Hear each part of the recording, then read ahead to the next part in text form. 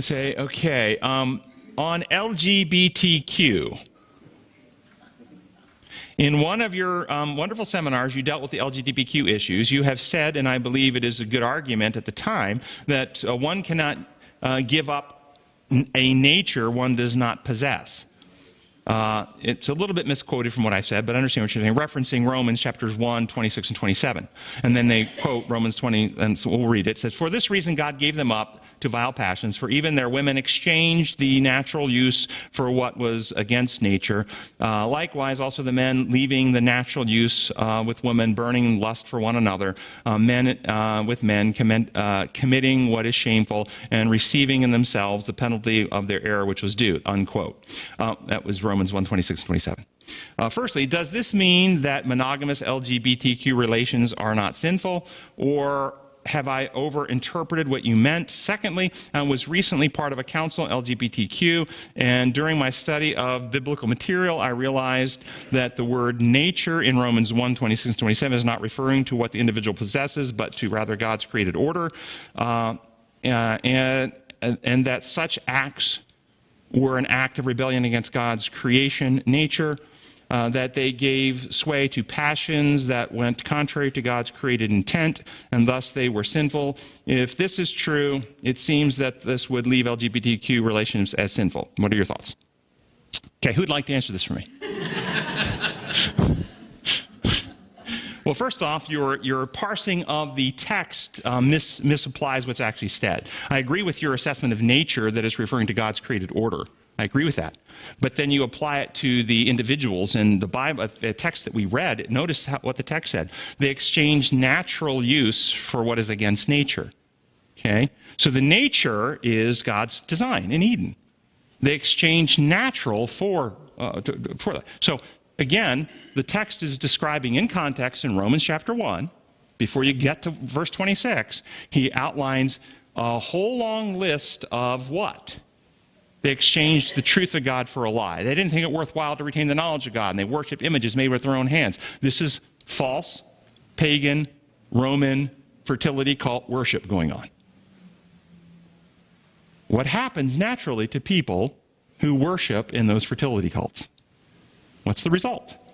They become more Christ-like, more godly? No, it's the law of worship. By beholding, we become changed. They debase themselves. And so they become inflamed with desires they didn't naturally have. And so they exchange their natural desires for unnatural ones. Can I exchange this blue shirt for a red shirt if I don't possess a blue shirt? No.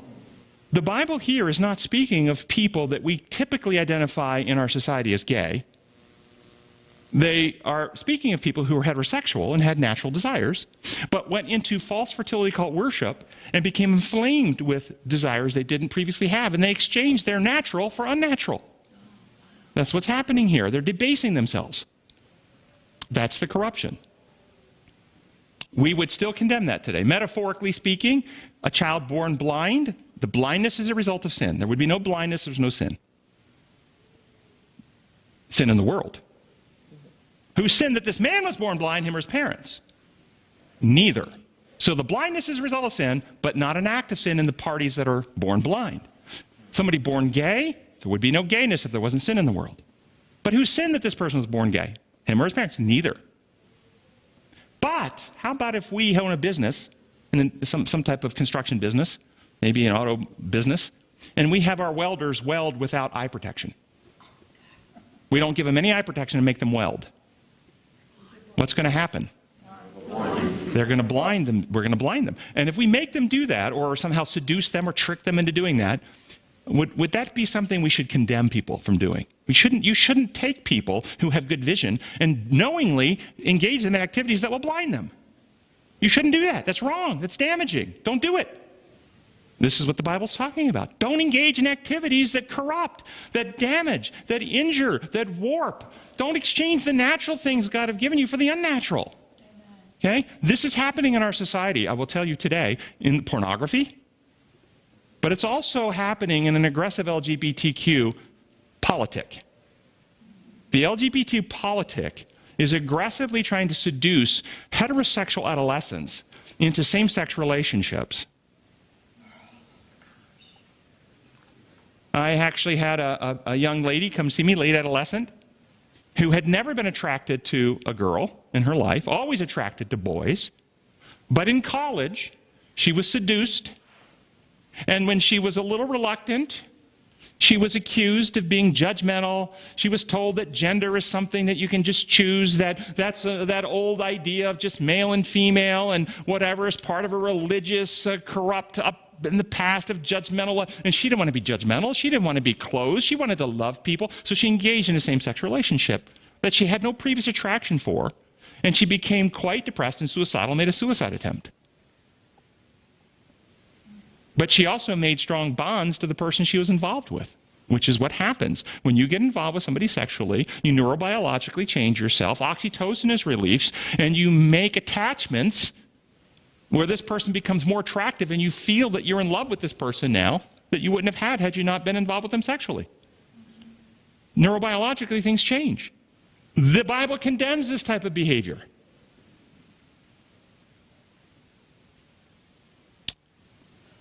But the Bible is silent on people born with intersex condition, hermaphrodites, the Bible doesn't speak about. Androgen insensitivity syndrome, chimerism, so many more transgendered type biological circumstances, the Bible is silent on. Doesn't speak about them at all. But if you want to talk about Bible and sexuality, and I find this very interesting, so many Christians are so invested in finding a good Bible pretext to condemn the LGBT community. They're invested in it. But if you talk about the larger landscape of human sexuality, you will understand that Satan hates human sexuality.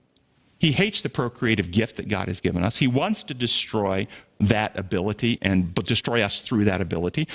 And he's always been attacking it in various ways. With polygamy. Polygamy wasn't part of God's natural order or design. And so if you want to use that same argument, well, doesn't it go against nature? How about headship theology? In God's original design in Eden, was Adam or Eve to rule over the other before sin? Ellen White's quite clear on this. She was taken from the side, not from the foot to be ruled over, not from the head to rule over, to be co-equals in authority in original design.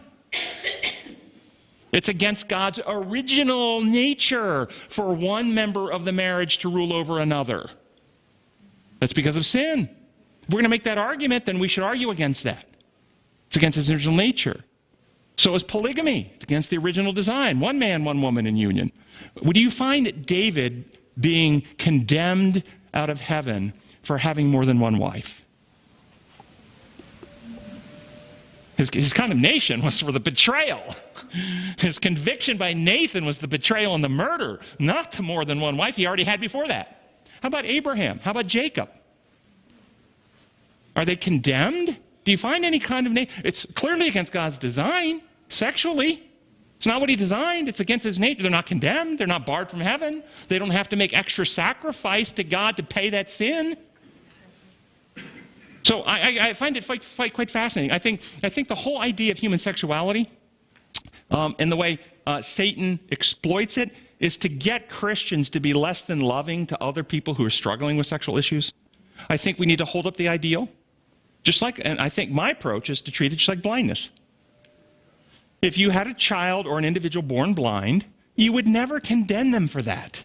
But you also wouldn't make the argument to tell everybody, well, because they have a seeing eye dog, the kids wouldn't go, hey, you know, they get to bring their dog to church. Maybe I should go blind so I can have a dog too. You wouldn't look at it and say, that would be a cool thing to become. You would recognize it as something not to esteem and look up to, but you also would not judge it. You also wouldn't say to the blind person, hey, we know you were born blind, and we know you didn't choose this, and we don't condemn you for it, but we expect you to live like you can see. And that's what a lot of Christians do. We know that you weren't born gay, didn't choose to be gay. We were born this way, and we know it's not your fault, but we expect you to live like you're heterosexual. I will tell you, the best approach is, judge not that you be not judged.